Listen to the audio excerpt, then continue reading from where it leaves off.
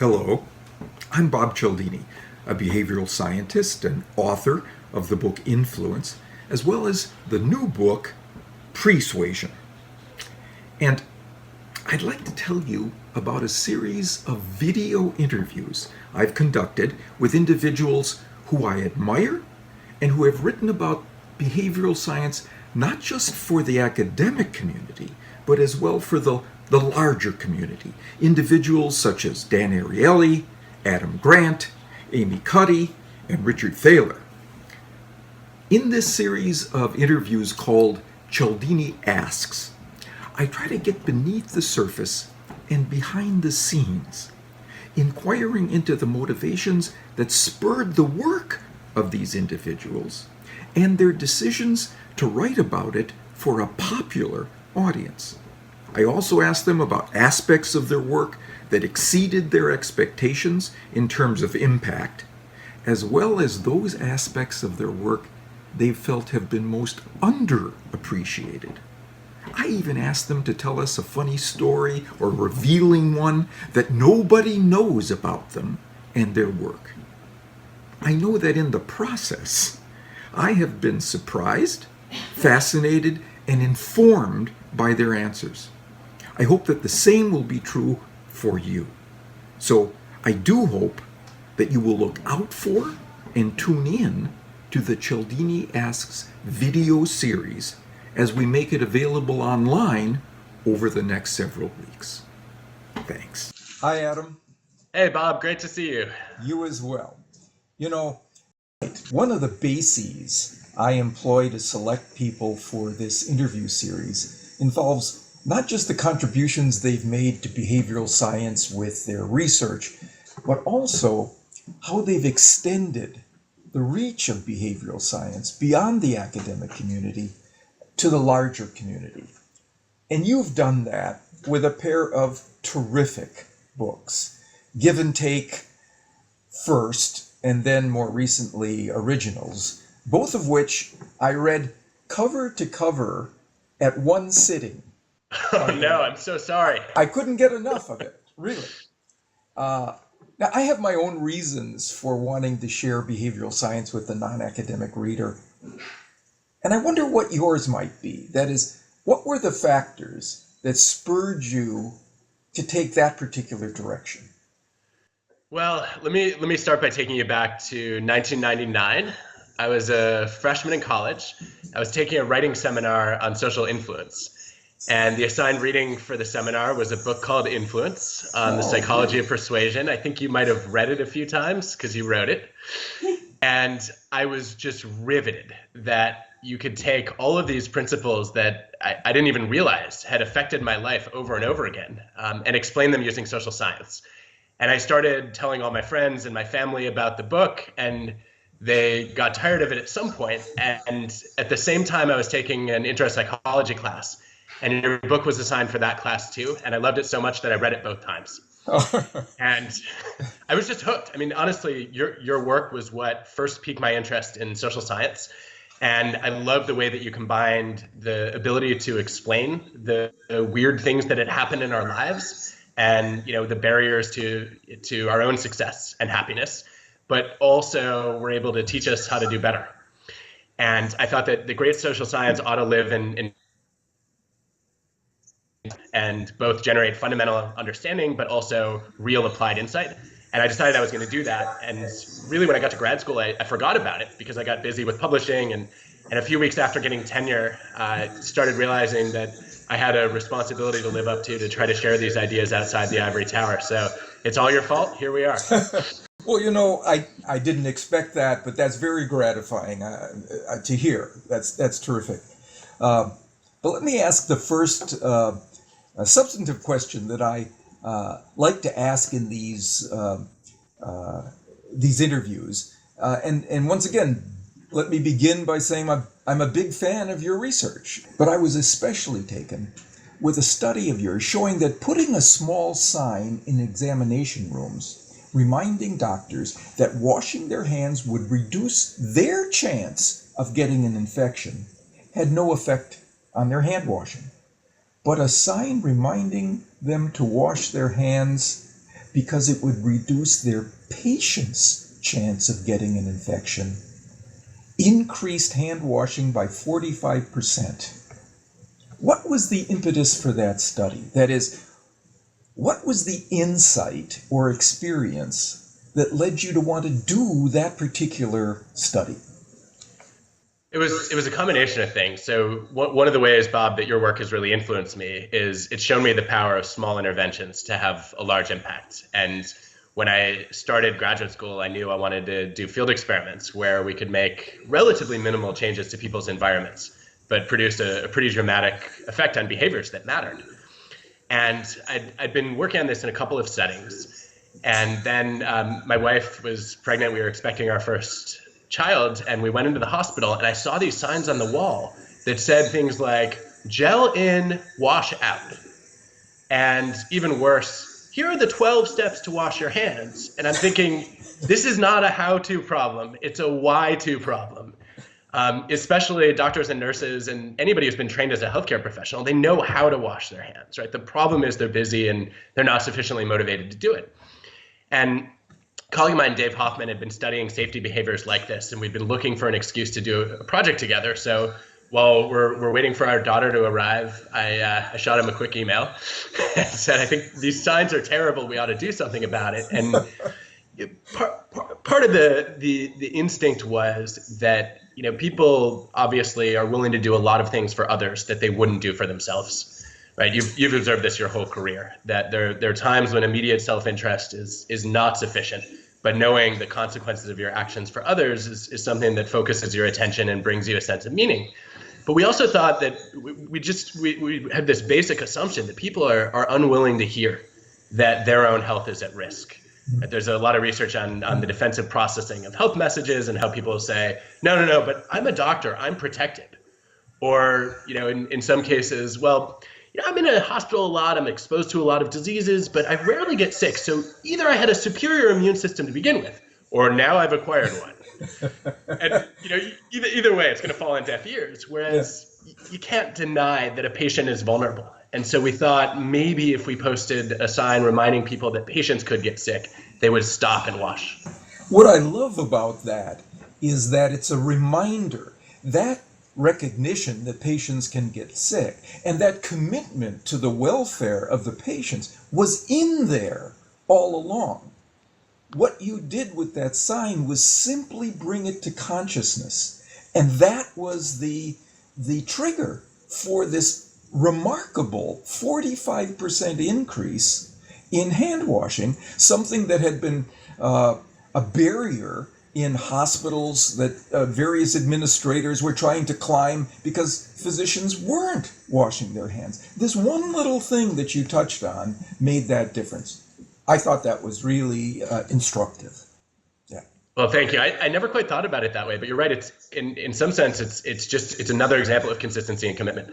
That it's a group of people who have a core set of values around protecting patient health and preventing diseases, and we're just calling that to attention and making it salient for them again. And I don't think it's unique though at all to that setting. We've seen for years that some of the most effective ads to get parents to buckle up when driving cars are not the ones that remind them to buckle up for themselves, they're the ones that say buckle up for your kids. Right. Terrific. Let me move on to another question that is one that somebody once asked me, and it produced what I thought was instructive reflection on my part. It was, of all the work you've done, what would you say has been most underappreciated? And why do you think that is? My instinct is to reject the premise of the question because it assumes that there's some work that deserves to get more attention than it has. And honestly, I don't think it's my place to judge whether that's true. I do think, though, that you've experienced this for a long time, that there are certain ideas that catch on. And when they become popular, sometimes that does obscure other ideas that you might think are equally important. And I guess, as I think about that, I think that the one that stands out for me is my favorite experiment that I've done in my whole career. is one where I was working with university fundraising callers and trying to get them to actually continue making calls and harassing alums during their dinner and get them to make donations that are so important for student scholarships and occasionally faculty salaries and buildings. And there, a 5-minute interaction with one scholarship student was enough to increase time on the phone by 141% for the average caller per week, and money raised by 172%. And I love that intervention because nobody ever expected that this one 5-minute interaction would make such an impact. And like the hand washing experiment, it was just a small reminder of the good that your work can do. That seemed to really boost people's motivation. And I think a lot of people have maybe overlooked that because it's hard to relate to being a fundraiser. But I think it speaks to something really fundamental about what motivates people and how meaningful it is to know that your work has an effect on the lives of others. Right. Meaning, very important. And that small intervention hooked to this big motive inside people. And it's like flipping a switch in a stadium that suddenly all the lights go on, right? That flip of the switch just engaged the power of something that was already there in the bowels of the stadium, the utility system there. But the small thing that closed the circuit and made that thing viable now and motivating was the key. It was a trigger. Yeah. It's a wonderful metaphor, and there's one little puzzle that comes after it, which I'd love to actually get your take on, which is, so we got the big behavior change, right? You see the callers working harder, making more calls, spending more time on the phone. They also tend to use more effective influence strategies, like they're more likely to tell the stories of the scholarship students on the phone when they're allowed. And that translates into more donations raised. The odd thing, though, was I did pre-test and post-test surveys of the callers, and I didn't get significant changes in a series of these experiments on their own reports of meaning or impact or their sense of being valued. It was almost like that light bulb went on, but they never connected the interaction they had with the scholarship students to the change they experienced in motivation. It was like too small for them to admit or notice that was why they were working harder. And I was curious whether you've seen this as well, that you get people's behavior to change, but sometimes the attitude doesn't follow, or at least people aren't aware of it. That's right, because I think there are so many things going on. They don't recognize that you've changed just one. And that was the key. That's why the behavioral science orientation to the larger community allows us to tell people what works in them, even if they're not recognizing those dimensions that are so powerful, those vectors that are so powerful. We can show them what they are and allow them to undertake behaviors that optimize those particular vectors in their own behavior. Yeah. Well, let me ask a follow-up question. Feel free to reject the premise if you wish. It's the flip side of the earlier one. Of all your work, what has most surprised you in terms of its big impact? Has there been anything that has produced oversized impact relative to your expectations? Yeah, I think they're probably one of the core ideas in give and take. I didn't expect it to take off the way that it did, but I went in thinking that this framework is obvious, right? The idea that some people are givers, they're generous, some are takers, they're more selfish, and most of us are in the middle as matchers, playing it safe and following the norm of reciprocity. That to me was really clear from the day I started doing this work, and part of that was just from interacting with different kinds of people over the course of my life, and part of it was from reading a lot of social science with different labels that essentially was describing these same differences in value orientations. And the thing that most surprised me about this is how many people have come up with a version of, growing up, my grandmother always told me, there are givers and there are takers in the world. but she forgot to tell me about the matchers. And that's actually the majority of people, that, the default instinct is to be fair and reciprocal.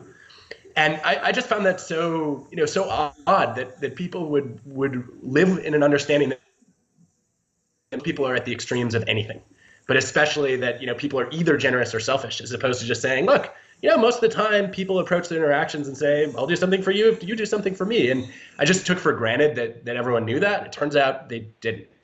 It strikes me that that's probably because of the conspicuousness of the extremes. Those are the things that we remember, because those are the things that draw our attention.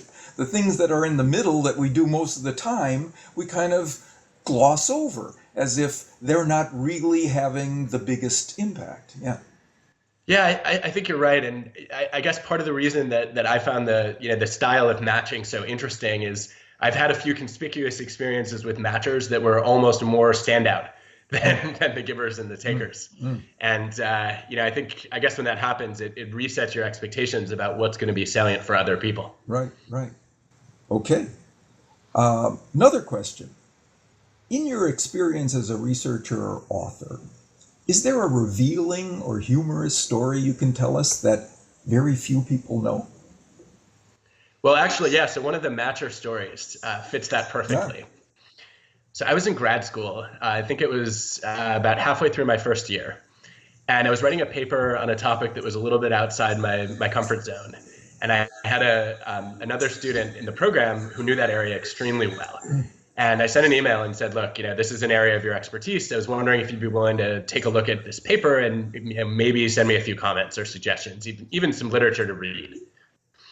And 3 days later, I got an email back, 2 pages of detailed comments, extremely insightful. And I was blown away by how responsive and how generous he was, until I saw the rest of his message, which said, attached is a paper I've written. You have 3 days to send me your comments. And it was one of the oddest, I guess you would call it one of those click whir responses. Like, he helped me, and I had activated this primal instinct that now I owed him not only an equal favor, but in the same exact amount of time. Right. And it was so uncomfortable, because I would have been perfectly happy to help. But the fact that he felt that there was some obligation, that he was now entitled to my help, it really kind of it extinguished my motivation to help him at some level.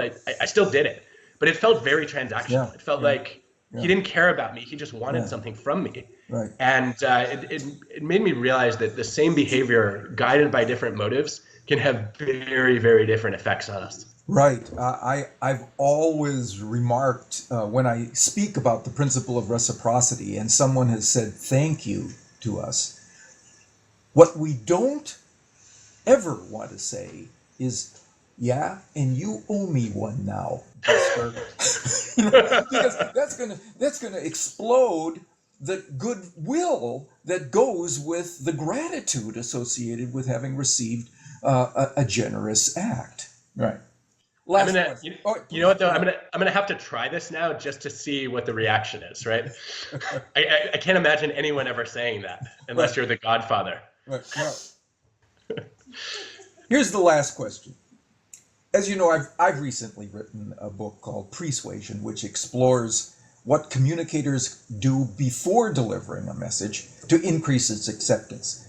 And I wonder, can you describe a situation in which you've seen a communicator, and it could be you, who said or did something first that led to the success of an immediately subsequent request?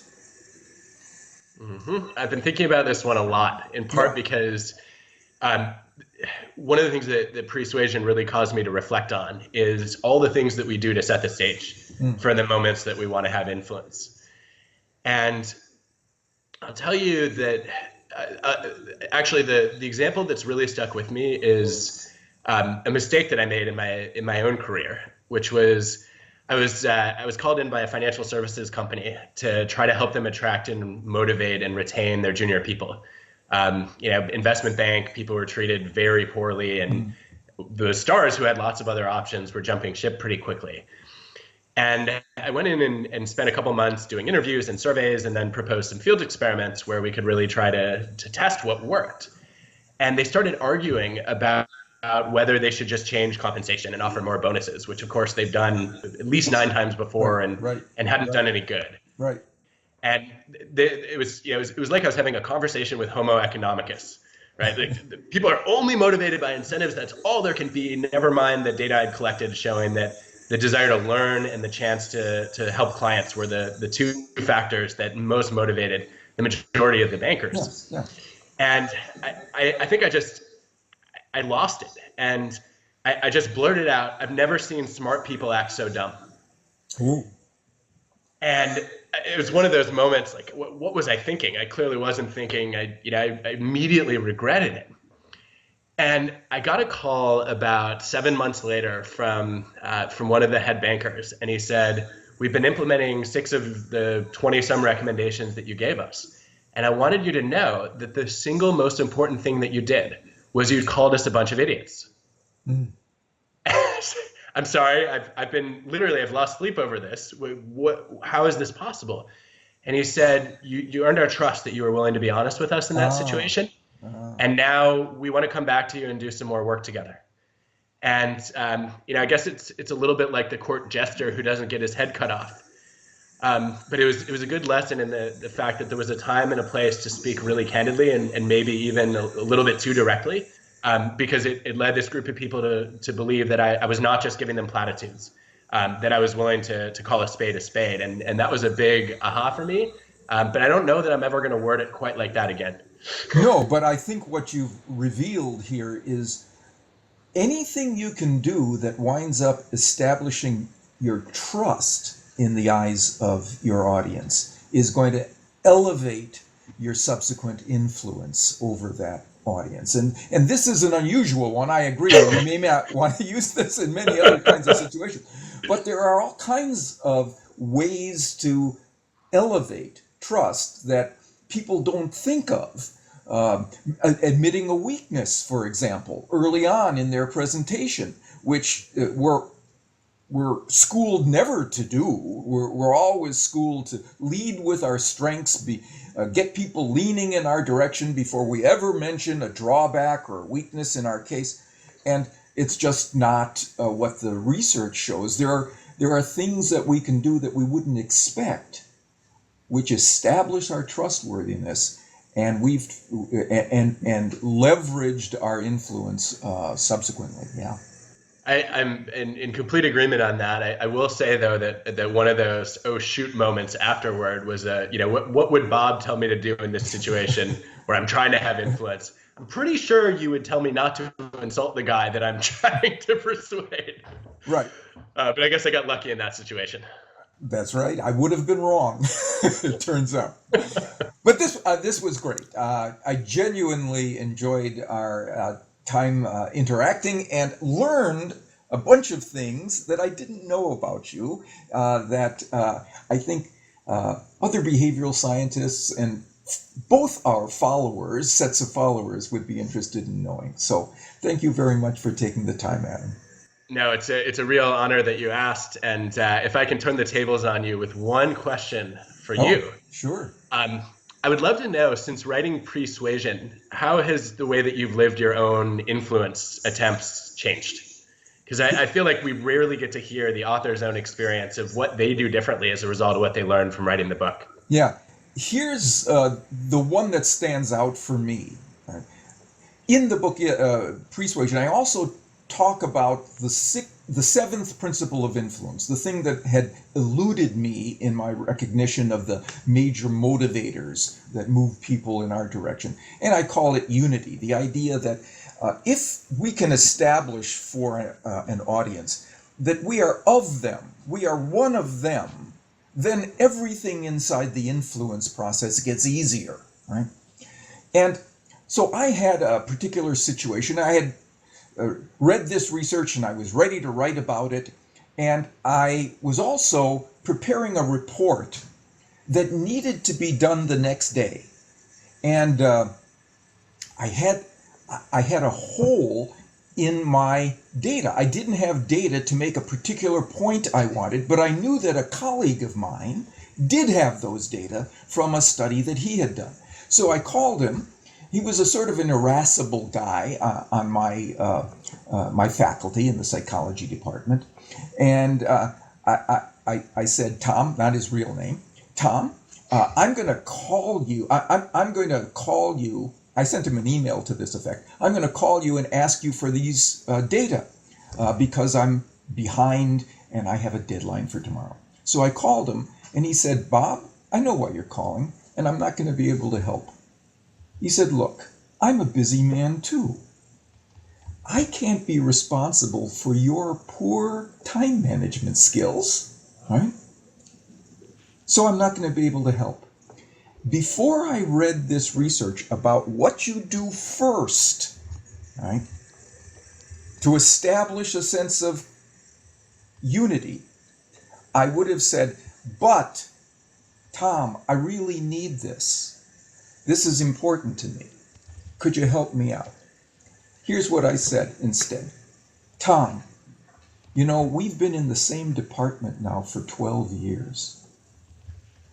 I really need this. It would really help me out. And I had the information that afternoon. Wow. I did something first, just as we started our interaction with. Something that was in there. He knew it, that we were part of the same unit, but it wasn't top of consciousness. I just had to establish that first, make that a persuasive context in which to make my request that I really need this, Tom. It would really help me out.